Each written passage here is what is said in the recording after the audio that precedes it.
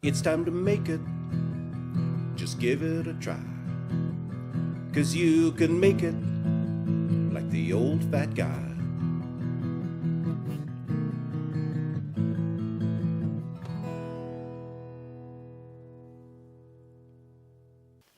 Welcome to this episode of You Can Make It with David Farrell, the old fat guy. Today I'm going to make beef jerky. Now you can make jerky out of any lean meat you like, including game meat like elk and venison. But today we're going to do it out of beef just because I'm too lazy to hunt. So, the trick to making jerky out of beef is to buy a lean cut of beef that doesn't have a lot of marbling in it. Now I like to use eye of the round, but you can also use bottom round or sirloin tip, anything that's lean without a lot of marbling, because fat doesn't dry well when you make jerky. So I have here a piece of eye of the round that I've picked up, and you'll notice that even though it's lean, there's still some surface fat on it. You really want to cut that off if you're making jerky. It just makes it so much easier. It gives you such a better result if you don't have fat on your jerky. So we'll just start by cutting some of that fat off.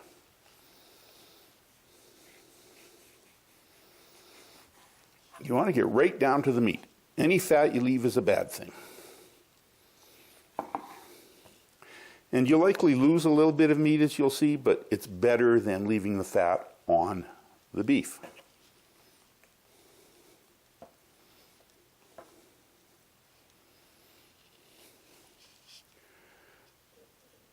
Now you'll notice that under the fat, there's a little bit what they call silver skin. You want to take that off too, because that'll be tough on your jerky. So if you have any of that left after the fat is taken off, just cut it off too. And one last little piece right there.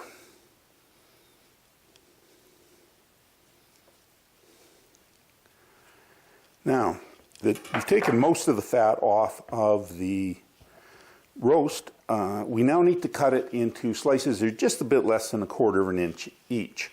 Now I find it easier to do that slice if you cut the roast down the middle in the center sections. You're going to be cutting it into strips again later anyway. So I'm just going to cut that down the middle.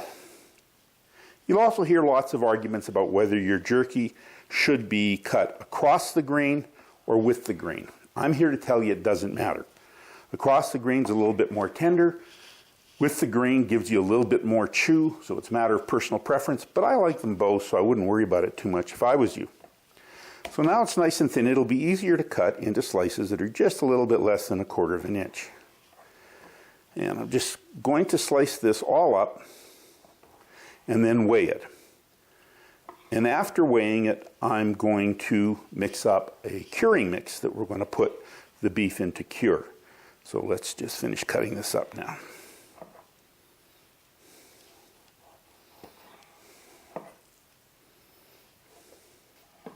Okay, we're just cutting up the last of the beef now.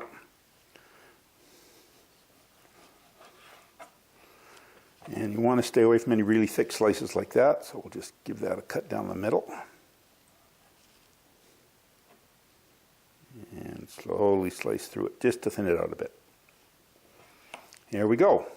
Now I'm going to weigh this beef and make up the cure, which I can't do till I know how much the beef weighs. So give me a moment and I'll be right back with you. So, I sliced all the meat up and weighed it, and it comes out to exactly 1 kilogram, which is convenient. And now's the time to make up a cure mix for it. Now, in the old days, jerky was beef that was dried right out. It was really leathery and hard because with no moisture, it would last longer and you could travel with it and it'd have a longer shelf life. However, you had to really chew on it. In more recent times, people have started applying a nitrate to the cure. And nitrite inhibits bacterial growth, so it gives it that longer shelf life and ability to travel with it, but yet still lets you make it a little soft with just a little less having to rip it off in your mouth. Still chewy, but not really dried out and crunchy like the old jerky used to be. So I'll be adding some nitrite cure to my jerky. And that's a product called Prog Powder #1. It's also called Instacure #1. Pink Powder #1, and a whole bunch of brand names. But what you're looking for is that it has to contain 6.25% sodium nitrate and 93.75% salt. Now the reason they color it pink is you can't confuse it with any other salts. It can only be used for curing because too much nitrates are bad for you. And if you don't have enough nitrates, you won't get the preservative quality in your jerky. So you have to use exactly what is called for in the recipe. So when you're making this, I'm going to give you the ingredients for 1 kilogram of beef. But if you're doing 2 kilograms, you'd have to double it. If you're doing half a kilogram, you'd have to cut it in half. Make sure you use the exact amount of ingredients in comparison to the meat so you don't get too much nitrates in it. Now, to make my cure, I'll be using 15 milliliters of kosher salt per kilogram of meat, 10 milliliters of garlic powder per kilogram of meat, 10 milliliters of onion powder, 10 milliliters of ground dried chipotle. If you can't find ground dried chipotle, you can put chili powder instead, but it won't be as spicy. 5 milliliters of coarse ground black pepper, 10 milliliters of sugar, 5 milliliters of ground coriander, and I have in this little bowl 3 grams or 2.2 milliliters of the pink salt. So we just want to mix all those into a bowl, which I will do here.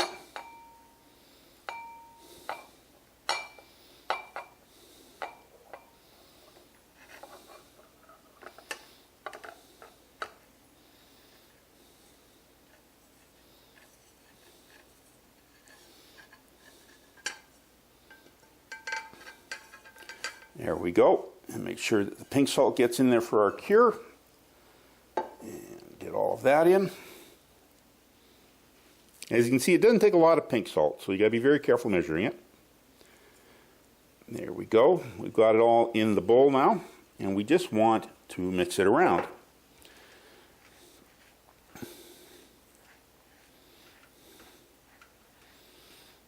And then once it's all mixed, I have here an old spice container with a lid on it that's a shaker lid, and I just want to pour the mixture into the spice container.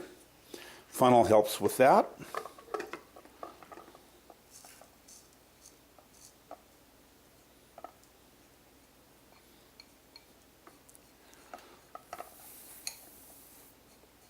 There we go. Get it all in. Then I like to put the lid on and give it another shake just to make sure it's well mixed.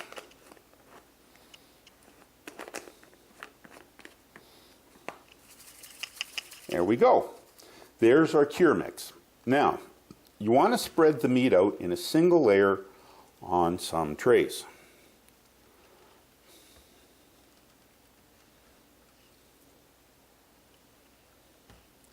You'll see that it covers quite a bit of ground, even with just 1 kilogram of meat.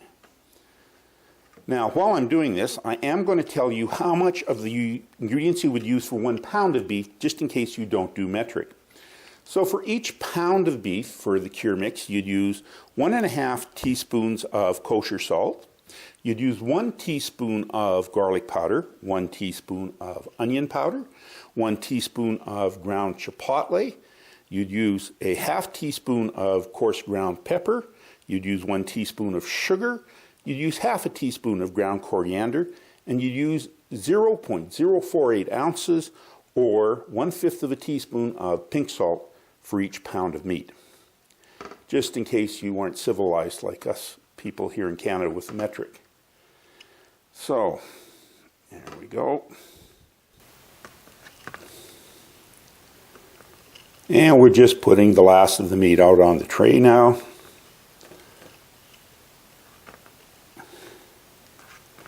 As you're putting the last of the meat out, it's time to get our cure mixture onto the meat. Now, the reason I laid it out in a single layer like this is you want to try and get some of the cure on each of the pieces, and this lets you use the shaker container to just open it up and shake half of the rub over these pieces. Don't worry about being exact, they're going to be mixed together later, but this just helps get an evener cure.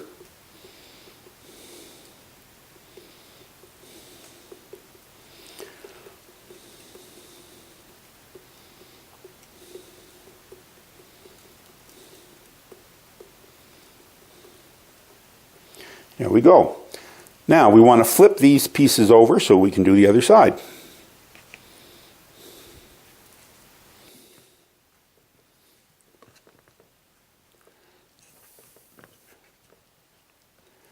There, now that I've got all the meat turned over, we want to sprinkle the remaining curing mix over the meat.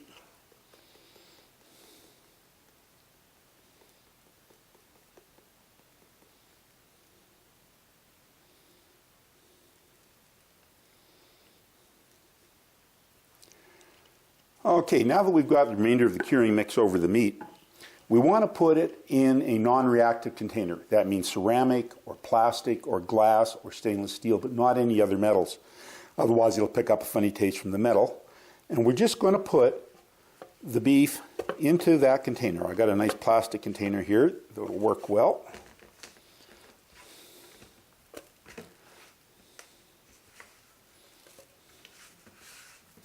Try and scrape up any bits of the cure that are left on the bottom of the tray. You want to get it all in the bowl if you can.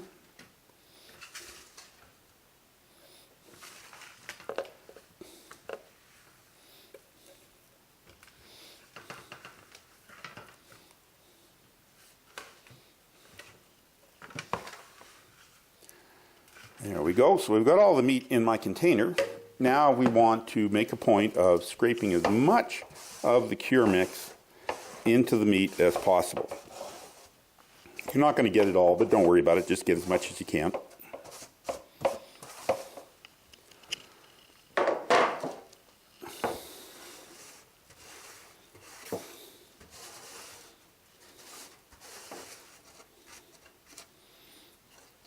Okay. So once you've got it all in the bowl, you want to mix it around and make sure they're all super well and evenly coated.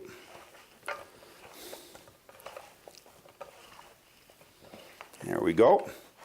Now, it has to sit and cure for a while to let the nitrates into the meat. So this has to sit for between 24 to 48 hours. Just stir it around 2 or 3 times in that period of time. And then we're ready to finish our jerky off. So I'll see you in a day or two.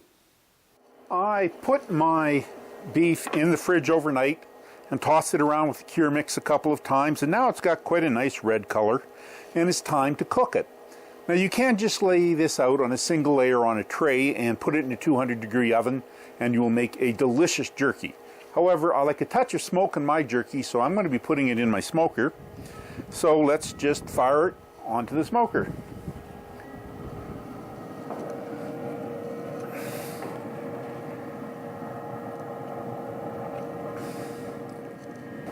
So as I'm putting the last of the meat in my 200-degree Fahrenheit smoker, I will tell you that if your smoker doesn't have enough room to take all the meat, you can put a skewer through several of them and hang them between the bars of the grate and fit more in. I'll put a picture up to show that to you. But I have lots of room in my smoker, so I've just got to spread it out over the trays of the smoker.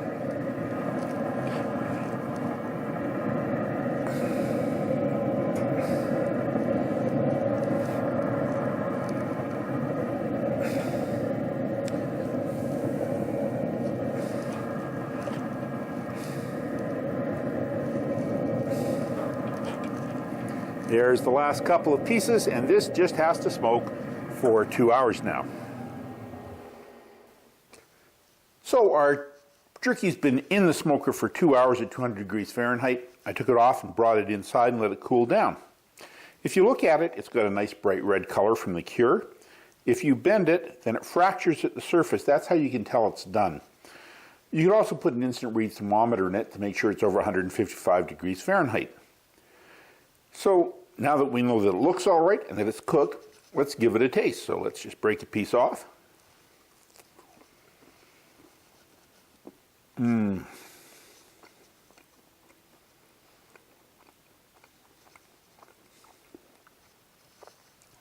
That's a delicious jerky. It's got a nice dry chew, but it's not really leathery and hard to bite off like the old style jerkies. It's got a good, just nice bit of heat in the background from the chipotle peppers and the coarse ground pepper. The onion and the garlic powders give it a nice complexity. This is a really good jerky, and the best part is you can make it.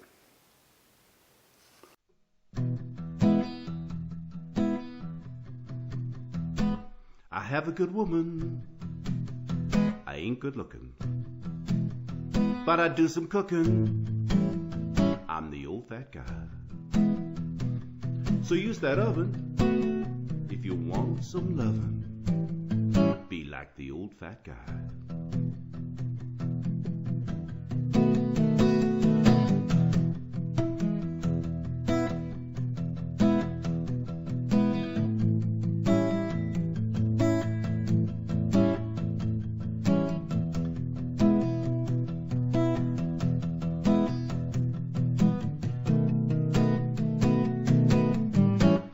Be like the old fat guy.